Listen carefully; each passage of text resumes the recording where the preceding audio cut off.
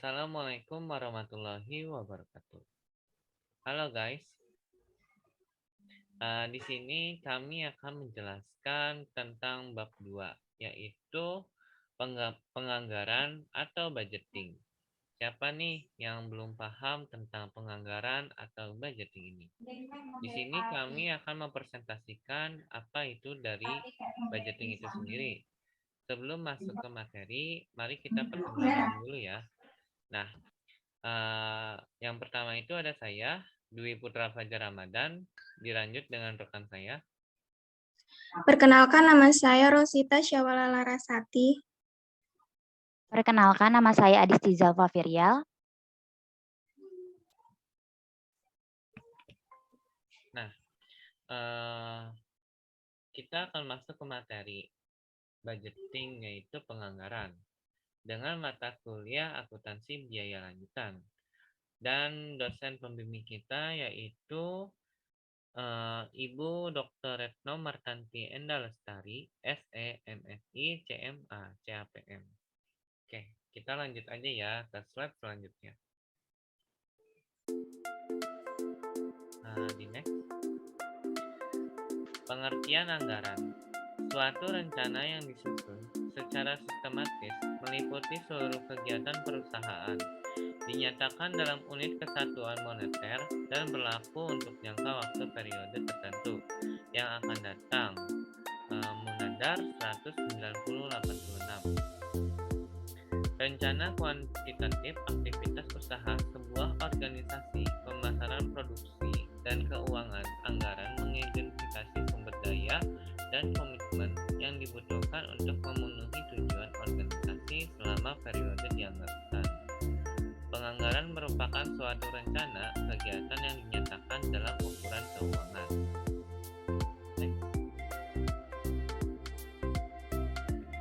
Unsur yang melekat pada budget.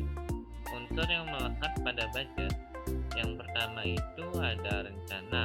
Beberapa alasan diperlakukan rencana bagi perusahaan.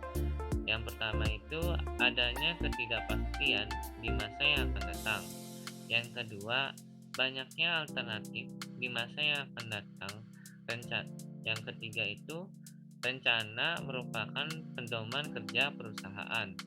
Yang keempat, rencana sebagai alat koordinasi kegiatan dari seluruh bagian yang ada di perusahaan. Yang terakhir itu rencana sebagai alat pengawasan kontrol terhadap pelaksanaan. Yang kedua itu meliputi seluruh kegiatan perusahaan. Yang ketiga, dinyatakan dalam unit satuan moneter. Yang terakhir itu jangka waktu tertentu yang akan datang. Selanjutnya akan dilanjutkan oleh rekan saya. Oke, berkaitan dengan jangka waktu, budget dikenal dengan budget strategis dan budget taktis. Budget strategis itu budget yang berlaku untuk jangka panjang atau lebih dari periode akuntansi atau 1 tahun. Yang kedua ada budget taktis, yaitu budget yang berlaku untuk jangka pendek. Budget yang disusun untuk 1 periode akuntansi atau setahun penuh dinamakan budget periodical budget. Sedangkan budget yang disusun untuk jangka waktu kurang dari 1 periode akuntansi, misalnya jangka 3 bulanan dan sebagainya, disebut sebagai budget bertahap, continuous budget. Kemudian ada tujuan dan manfaat pokok anggaran. Tujuannya 1. Memprediksi anggaran dan kejadian finansial dan non-finansial di masa yang akan datang. Yang kedua, mengembangkan informasi yang akurat dan bermakna bagi penerima anggaran. Kemudian manfaatnya ada 3. Yang pertama, angka laba yang dikehendaki oleh perusahaan. Yang kedua, sumber daya yang diharapkan dapat dihasilkan atau digunakan selama periode anggaran yang akan datang. Kemudian yang ketiga, memberikan landasan untuk pengambilan keputusan alternatif yang terbaik. Karakteristik anggaran. Yang pertama, mengestimasi potensi laba satuan bisnis. Kemudian, anggaran dinyatakan dalam satuan moneter. Mencakup periode 1 tahun, komitmen manajemen, kemudian usulan anggaran ditelaah dan disetujui oleh otoritas yang lebih tinggi. Begitu disetujui, anggaran hanya dapat diubah dalam kondisi yang ditetapkan. Kemudian yang terakhir, kinerja finansial sesungguhnya dibandingkan dengan anggaran. Selanjutnya akan dibacakan oleh rekan saya. Faktor yang mempengaruhi ketepatan penentuan jangka waktu berlakunya budget adalah yang pertama, luas pasar, kedua, posisi perusahaan dalam persaingan, tiga, jenis produk yang dihasilkan, empat, tersedianya data dan informasi, lima, keadaan perekonomian pada umumnya. Lalu ada kegunaan budget, yaitu yang pertama sebagai pedoman kerja, yang kedua sebagai alat pengkoordinasian kerja, dan yang ketiga sebagai alat pengawasan kerja atau tolak ukur. Nah, di sini ada faktor yang mempengaruhi penyusunan budget, yaitu yang pertama ada faktor internal, seperti data, informasi, dan pengalaman yang terdapat di dalam perusahaan sendiri. Lalu ada faktor eksternal yang meliputi data, informasi, dan pengalaman yang terdapat di luar perusahaan, tetapi memiliki pengaruh terhadap kehidupan perusahaan. Lalu ada sistem penganggaran untuk aktivitas bisnis. Yang pertama ada incremental, dan yang kedua ada basis nol, yang ketiga ada statik, dan yang keempat ada fleksibel. Akan dilanjutkan oleh rekan saya. Anggaran inkremental merupakan anggaran yang hanya mempertimbangkan perubahan sumber daya dari tahun sebelumnya. Contoh, ada PT Sejahtera, anggaran inkremental untuk tahun 2014. Di sini ada keterangannya dan di sini ada nominalnya. Yang pertama itu ada kenaikan gaji sebesar 8 juta rupiah. Yang kedua ada posisi penyelia baru 15 juta rupiah. Posisi manajerial baru 28 juta rupiah. Lalu kenaikan anggaran operasional 54 juta rupiah. Yang terakhir itu program riset baru 3.500.000 dan dijumlahkan menjadi 108.500 juta rupiah. Selanjutnya, yang kedua adalah anggaran basis nol atau zero based budgeting. Anggaran yang mengestimasikan kebutuhan sumber daya yang diperlukan untuk mendanai aktivitas tahun anggaran dengan bertolak dari nol. Yang ketiga itu adalah anggaran statis atau statis budget. Anggaran yang digunakan oleh banyak perusahaan jasa dan ada banyak fungsi jasa pendukung. Yang terakhir itu ada anggaran fleksibel budget. Anggaran yang mengaitkan volume aktivitas dengan jumlah rupiah yang dianggarkan. Selanjutnya, master budget atau induk anggaran merupakan sebuah anggaran komprehensif yang menyatakan keseluruhan rencana bisnis bagi seluruh perusahaan untuk suatu periode yang mencakup 1 tahun atau kurang. Terdiri dari 2 komponen. Yang pertama itu anggaran operasional dan yang kedua adalah anggaran keuangan. Selanjutnya akan dilanjutkan oleh rekan saya. Nah, isi dari induk anggaran yaitu ada 2, anggaran operasional dan anggaran keuangan. Anggaran operasionalnya yaitu ada anggaran penjualan, produksi, anggaran bahan baku lens, anggaran TKL, overhead pabrik, persediaan akhir barang jadi, dan anggaran beban penjualan dan administrasi. Sedangkan anggaran keuangan ada anggaran pengeluaran modal, anggaran kas, laporan laba rugi, dianggarkan dan neraca yang dianggarkan. Contoh kasus anggaran penjualan yaitu sebuah perusahaan yang bergerak dalam bidang usaha industri anak-anak akan melakukan penjualan ke beberapa daerah secara kuartalan sebanyak 128.000 unit selama tahun 2016. Berikut disajikan informasi berkenaan dengan rencana penjualan di atas. Rencana penjualan selama 4 kuartal adalah sebagai berikut. Kuartal 1 sebesar 20.000 unit, kuartal 2 sebesar 60.000 unit, kuartal 3 30.000 unit, kuartal 4 18.000 unit. Harga jual per unit sebesar Rp1.000. Keterangan tagihan kas kuartal 4 pada tahun 2015 sebelumnya adalah sebesar Rp3.100.000. Tagihan kas penjualan sebagai berikut. 70% ditagih dalam kuartal penjualan, sedangkan sisanya 30% ditagih pada kuartal berikutnya. Kemudian penjualan pada kuartal 4 terdapat sebanyak Rp5.400.000 yang tidak tertagih dan dimasukkan sebagai piutang usaha pada akhir periode tahun 2016. Selanjutnya akan dibacakan oleh rekan saya. Yaitu selanjutnya ada activity based budget, merupakan proses perencanaan, pengerahan, dan pengarahan seluruh aktivitas perusahaan ke penciptaan nilai. Penciptaan nilai, fokus perhatian penyusunan anggaran diarahkan ke 7 pemicu nilai. Yang pertama itu ada pemerolehan atau pangsa pasar. Yang kedua ada peningkatan laju pertumbuhan penjualan. Yang ketiga ada peningkatan produktivitas aktiva. Yang keempat ada peningkatan profit margin. 5. Pengurangan pajak penghasilan. 6. Pengurangan biaya.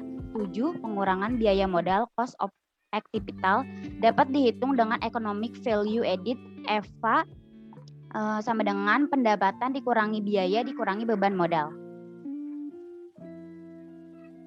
Lalu aktivitas perusahaan untuk menciptakan nilai secara umum dikelompokkan menjadi 4, yaitu result producing activity, yang kedua result contribution activity, yang ketiga ada support activity, yang keempat ada hygienist and housekeeping activity.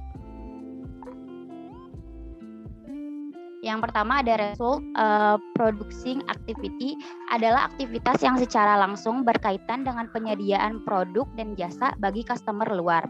Dalam penyusunan ABB, manajer RPA bertanggung jawab untuk merencanakan langkah-langkah untuk memacu nilai-nilai, yaitu yang pertama penciptaan atau pertumbuhan pangsa pasar, yang kedua peningkatan laju pertumbuhan penjualan, yang ketiga peningkatan profit margin, dan yang keempat peningkatan produktivitas aktiva. Dan selanjutnya akan dilanjutkan oleh rekan saya.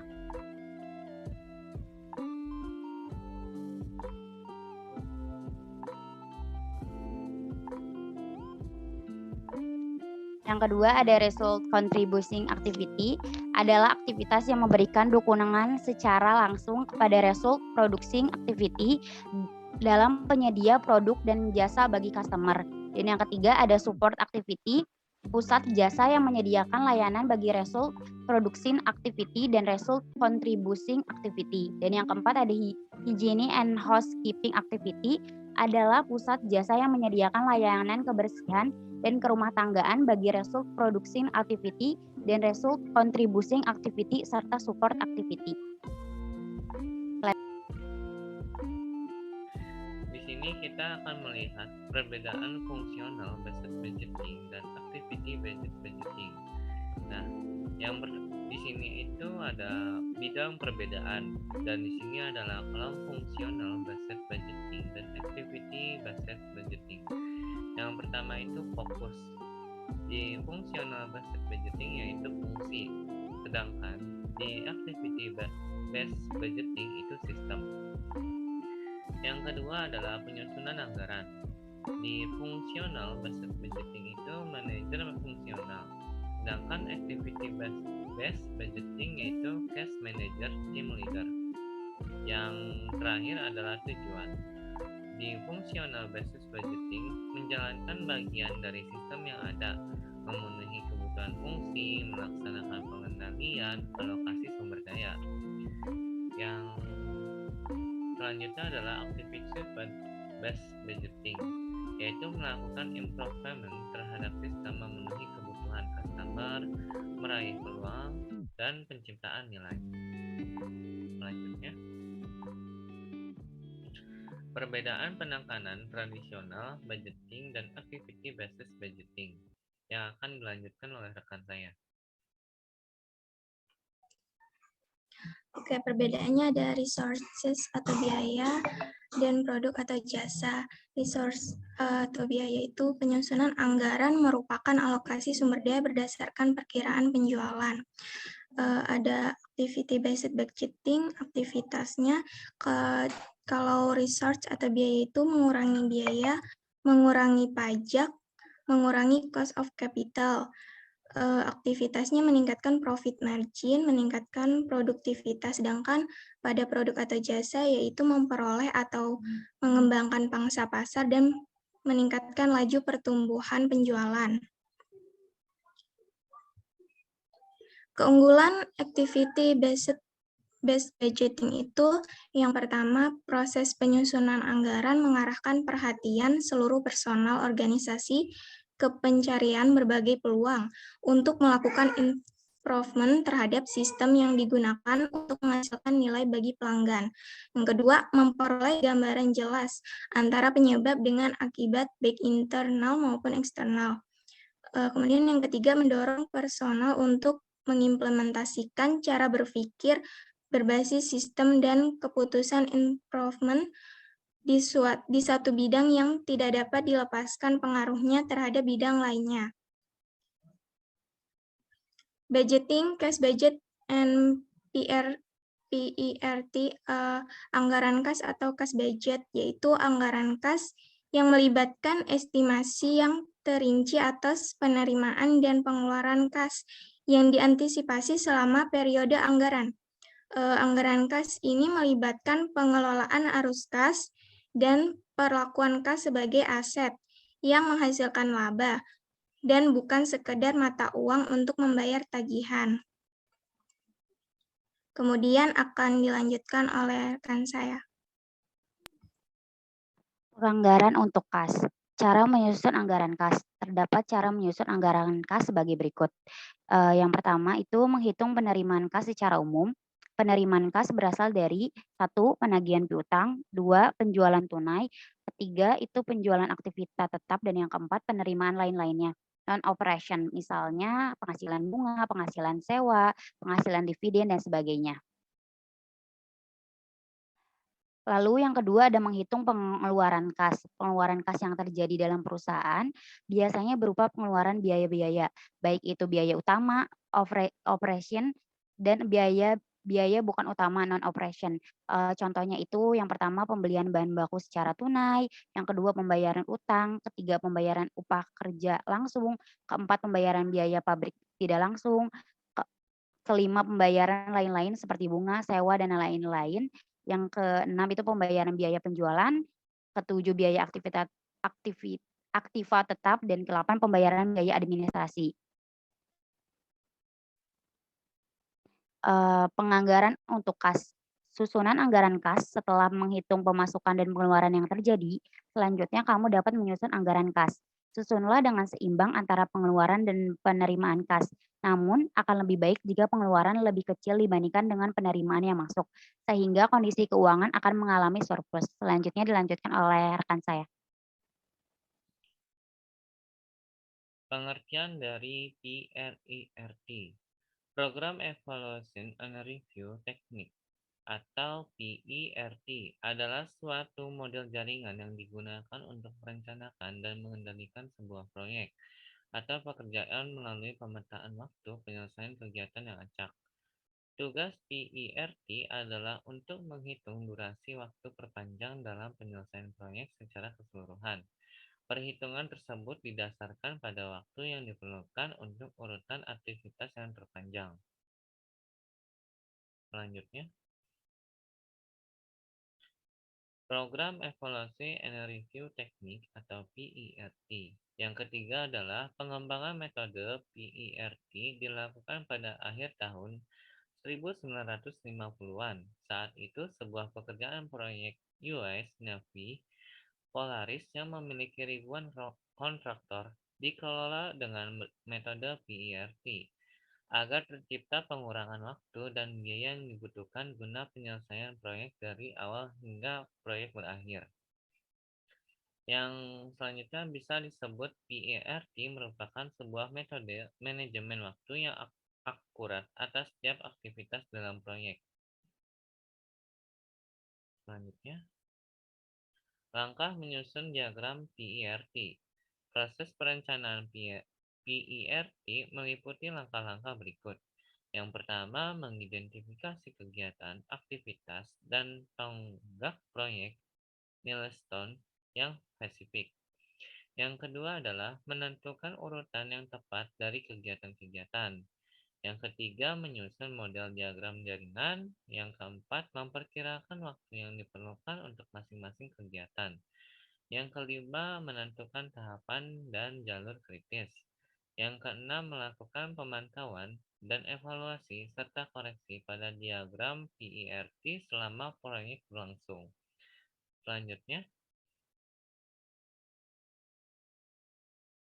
langkah menyusun diagram PERT. Mengidentifikasi kegiatan aktivitas dan tampak proyek milestone yang spesifik. Dalam pengelolaan proyek, sebuah aktivitas adalah kegiatan yang harus dikerjakan dari sebuah event atau acara, merupakan tahapan penyelesaian dari satu atau lebih kegiatan. Output dari tahapan ini adalah daftar tugas dalam tabel yang mencakup informasi tentang urutan dan durasi. Selanjutnya, menentukan urutan yang tepat dari kegiatan-kegiatan. Langkah ini membutuhkan analisa yang cukup mendalam mengenai realisasi antara setiap kegiatan.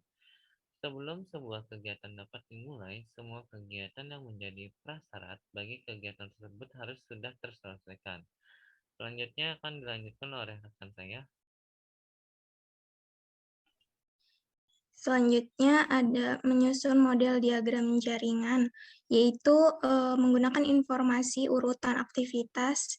Diagram PERT dapat disusun dengan menunjukkan sifat urutan kegiatan, serial dan paralel. Beberapa draft mungkin diperlukan untuk dapat secara benar menggambarkan hubungan antar aktivitas. Kemudian memperkirakan waktu yang diperlukan untuk masing-masing kegiatan.